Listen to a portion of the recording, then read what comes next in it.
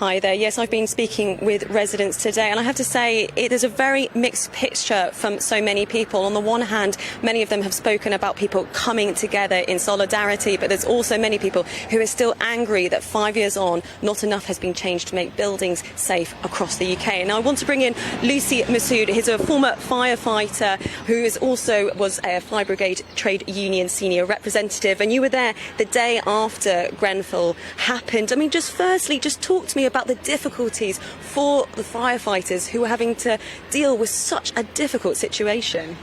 Well, it was absolutely heartbreaking for them. As firefighters, we're trained. We deal with grisly scenes all the time. We deal with fatalities all the time. But what we saw on that night 5 years ago was like something we've never seen before, and inshallah we'll never see again. My colleagues and friends who attended on that night were literally having to make the choice between who they could save and who they had to leave behind. They're absolutely devastated. Some of them still suffer today. And we also need to remember the control workers.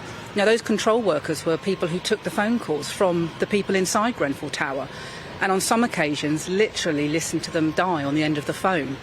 You don't recover from that. But of course, however horrendous and awful it was for the firefighters and the control workers, imagine how bad it is for this community.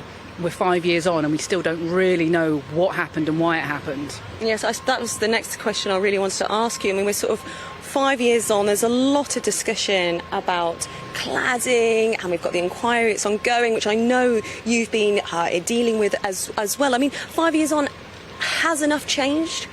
Absolutely not. As you say, we're 5 years on from the biggest loss of life in post-war history. 73 men, women and children burned to death in their beds. 5 years on, and we still have 53 buildings in this country covered in exactly the same type of cladding that was wrapped around Grenfell Tower. What will it take for this government and property developers to wake up and do the right thing? You have hundreds of residents in this country still living in a death trap, and it's not right. Something needs to be done.